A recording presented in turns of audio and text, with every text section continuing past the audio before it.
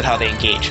But some players that have been the underdogs in major tournaments are able to win the game with a couple nice Banewing detonations. So that could be VorGirl's major chance here in this series to get some good Banewing detonations off in the early game.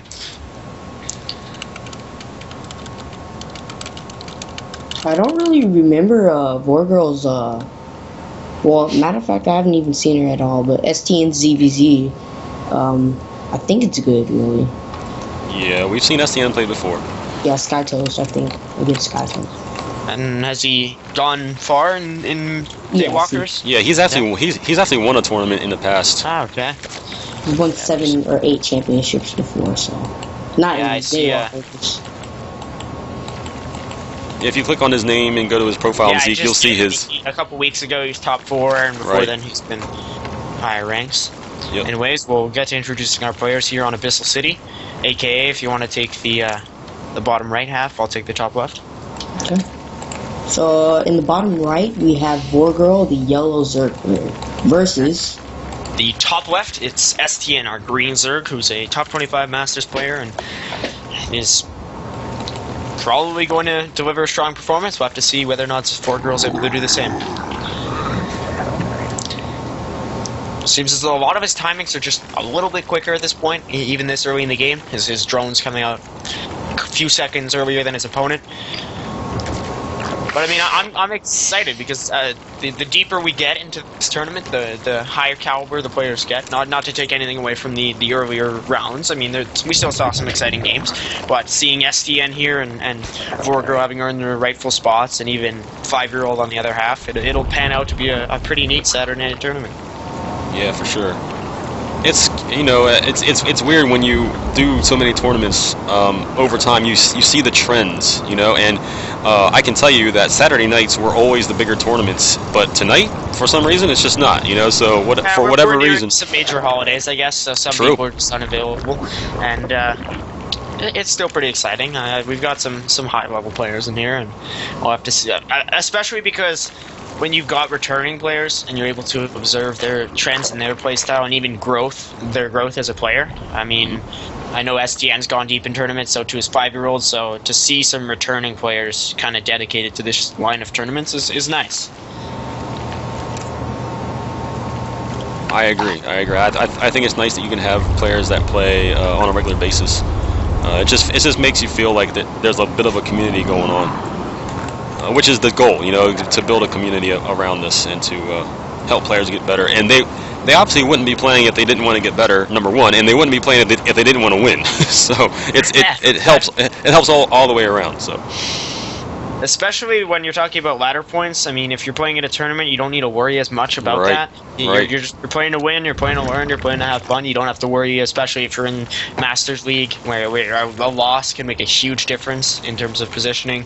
It's nice to have just some games that won't cost you too much if you lose them, even though you're playing to win.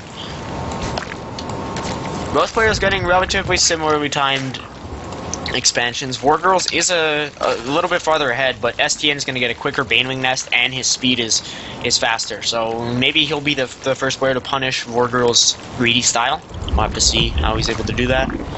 He's got a couple of things coming out, and that Banewing nest, like I said, with that Banewing phase of ZVZ, if he's able to get a couple detonations off on his opponent's drone line, he could take the game outright.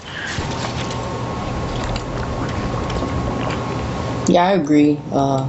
So, AK, how do you feel about ZVZ in terms of what exactly would you be doing if you're in the position of either of these players?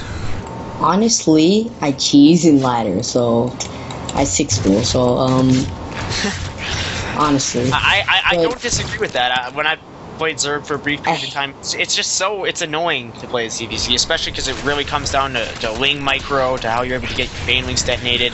It can be a nuisance to have to play macro. Whenever you play bronze, they always 6-4, so. But I always end up winning. I think ZVZ is probably my second best matchup. But if you were actually to play, and the bronze players would never do that, like in Platinum League, I play Platinum, so in Platinum, that never happens, because everybody plays a normal gamer, but in bronze, they always 6-4. What I would do, really, I would go Bailing, and then Bailing slash Roach.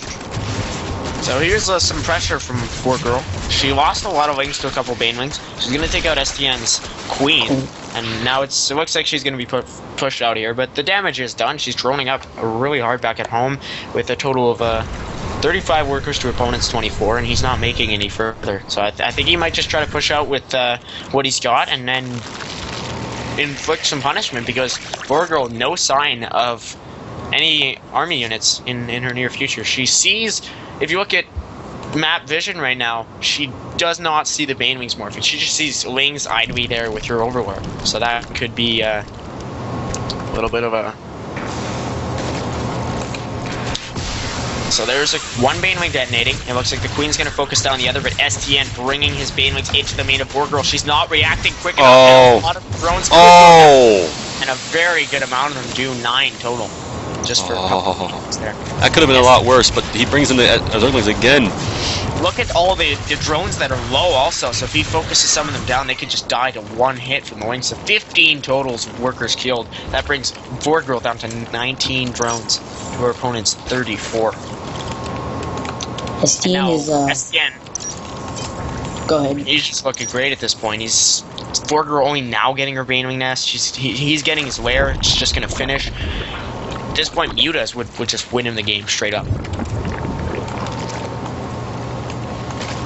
Yeah, in a recent game I played on ladder, it was pretty much a 6-pull, but it moved into, well, I went Mutalist, and, you know, as soon as, VorGirl or, STN sees, well, VorGirl sees the Mutalist, she's gonna GG, because that's what they did on ladder, and I don't think she's Right, so just for a bracket update, we have a PvP on the other side of this tournament in the semifinals. So we're going to have a PvZ finals for sure. Awesome. Definitely be neat to see a high-level player like 5-year-old play a PvP, because it's so... It can come down to just one engage, just how you position your units, just one... Blink Stalker versus Blink Stalker, or whatever each player decides to do. PvP probably the most volatile matchup of all, just where it could come down to one minor mistake cost you the whole game.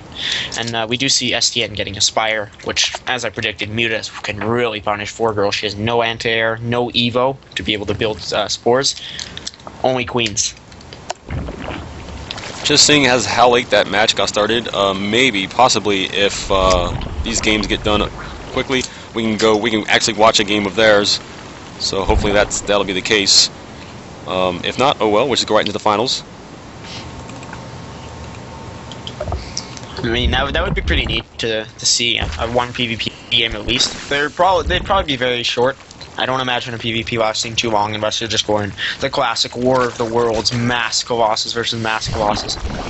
But STN really macroing up. He's got a Roach War, an Evo Chamber, another Hatch, and that's going to be his third base, and then 6 Mutas. So he's taking, as we saw last night with Elite Legend versus HCW in that first really long macro game, he's taking the third base, the safer third base, with more mineral patches and the extra Vespine Geyser.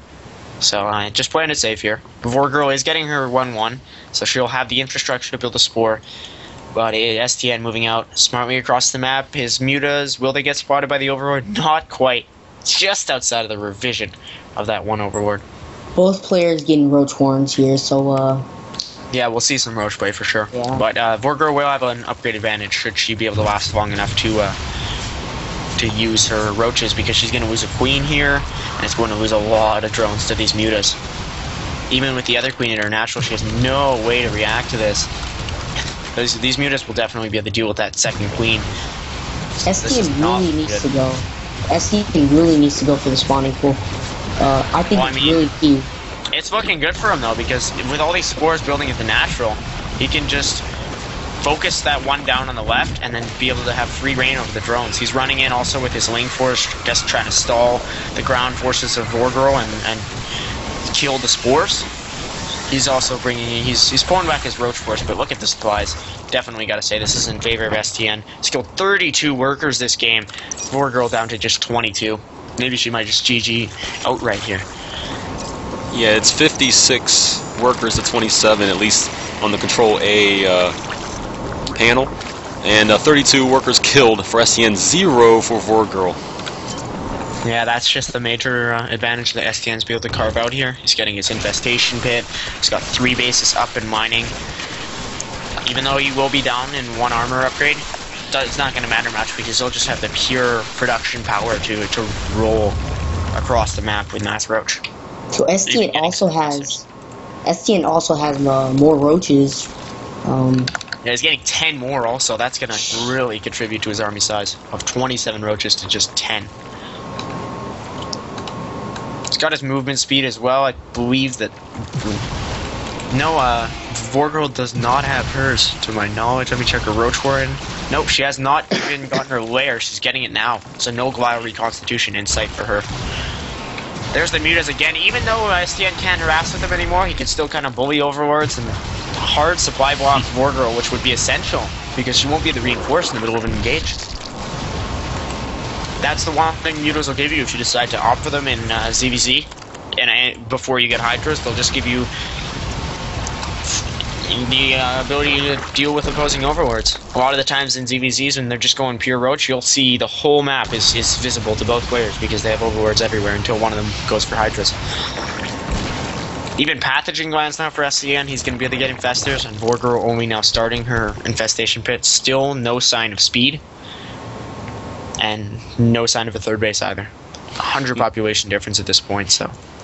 Gotta say, STN, unless something major happens, he's got this game. Unless he were to move command all of his roaches into the opposing base, doesn't seem like he's gonna do that. Just such a large roach force, almost maxed out at this point. That Spine's still alive though. He's got 9 kills. That's pretty hilarious. Mutas are gonna be able to deal with that. GG. Completely ignoring the Spine, but there's the GG from VorGirl. So STN going up.